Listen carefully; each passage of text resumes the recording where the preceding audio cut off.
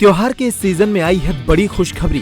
Peptic group proudly tie up arrangements with Indian bank. Peptic town Naugaon road Chhatarpur के new extension में खरीदिए अपने सपनों का घर इंडियन बैंक की मदद से। लोएस्ट इंटरेस्ट रेट और प्रोसेसिंग फीस पर पाइए हाउसिंग लोन। आज ही इन नंबरों पर कॉल करें।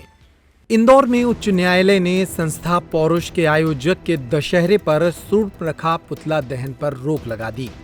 राजा रघुवंशी की हत्या में शामिल सोनम रघुवंशी की मां संगीता रघुवंशी ने अपनी बेटी के दशहरे वाले दिन पुतले दहन को लेकर हाईकोर्ट में याचिका दायर की थी, जिस पर कोर्ट ने सुनवाई करते हुए कहा कि किसी भी महिला का पुतला दहन नहीं किया जाना चाहिए। उच्च न्यायालय ने संस्था पौरुष के आयोजक के द्वारा किए जा रहे इस आयोजन पर रोक लगा दी।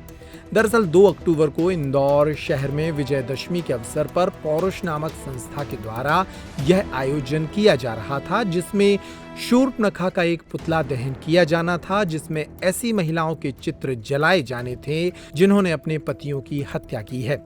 इस आयोजन में सोनम रघुवंशी का पुतला भी दहन किया जाना था, जिस पर सोनम रघुवंशी की मां संगीता रघुवंशी ने आपत्ति व्यक्त करते हुए हाईकोर्ट खंडपीठ इंदौर में याचिका दायर की थी। इस मामले में सुनिए अधिवक्ता जयनित छबलानी, सोनम रघुवंशी के भाई गोविंद रघुवंशी और पुलिस प्रवक्ता राजेश दंडौतिया ने अब क्या बताया। मैं गोविंद रघुवंशी, सोनम रघुवंशी का केस अभी कोर्ट में चल रहा है। ऐसे समय पर उसका और कोई भी अन्य महिलाओं का पुतला जलाना गलत है। हाई कोर्ट ने इस पर रोक लगा दी है। मैं सबसे गुजारिश करना चाहता हूं कि कोर्ट में फैसले से पहले कोई किसी को भी अपराधी ना माने और कानून पर भरोसा रखें। कानून उसका काम कर रहा है और ऐसी आगे से मैं उम्मीद भी करूंगा कि ऐसा कोई भी आपत्तिजनक विषय मार्केट में ना आए।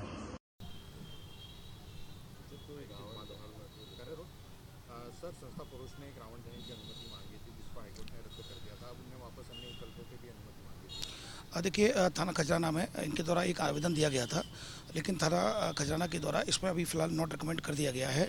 इसमें जो पारंपरिक तरीके से जो रावण दहन होता है वही उसी की परमिशन मिलेगी। अन्य गैर परंपरागत तरीकों से या अन्य किसी का मुखौटा लगाकर इस तरह की कोई परमिशन फिलहाल अभी नहीं मिलेगी और उसको नॉट रिकमेंड कर दिया गया है। पारंपरिक रूप से जो होता है पुतला दहन उसी तरीके से कराया जाएगा। इनके द्वारा पूर्व में भी आवेदन दिया गया था, उसको भी नॉट रिकमेंड किया गया था, जिसमें माननीय हाईकोर्ट के द्वारा भी इसमें गाइडलाइन जारी की गई थी। और इसी तारतम्य में इनके द्वारा भी दूसरा आवेदन दिया गया था, उसमें भी कहीं ना कहीं एक जो मुखौटा लगाने की बात आई थी, तो उसको भी नॉट रिकमेंड कर दिया गया है। और जैसा कि मैं स्पष्ट करना चाहूँगा, परंपरागत तरीके से रावण जो पुतला दहन होगा। दिनांक 2 अक्टूबर 2025 को इंदौर शहर में पौरुष संस्था के द्वारा विजयदशमी के अवसर पर इस बार रावण की जगह सोनम रघुवंशी और कुछ अन्य महिलाओं का पुतला दहन किए जाने का एक आयोजन रखा गया था। उस आयोजन पर आपत्ति व्यक्त करते हुए सोनम रघुवंशी की माता के द्वारा हमारे माध्यम से एक याचिका माननीय उच्च न्यायालय खंडपीठ इंदौर में दायर की गई, जिस पर हमारे द्वारा माननीय उच्च न्यायालय के समक्ष ये तर्क रखे गए कि ये जो इवेंट है, ये जो आयोजन है, ये जो कंसर्न अक्यूज्ड है उसकी माता, उसके पिता, उसके संपूर्ण परिवार के मौलिक अधिकार को सीधे तौर पर हनन करता है और ये पूरी तरह से गैरकानूनी और असंवैधानिक कृत्य है। इस पर माननीय उच्च न्यायालय द्वारा संज्ञान लिया जाकर मध्य प्रदेश शासन, Indore collector, Indore police commissioner और संबंधित थाना के जो थाना प्रभारी है उनको निर्देशित किया गया है कि ऐसा कोई भी कृत्य, ऐसा कोई भी आयोजन इंदौर शहर में पौरुष संस्था या किसी भी अन्य संस्था के द्वारा नहीं आयोजित किया जाना चाहिए।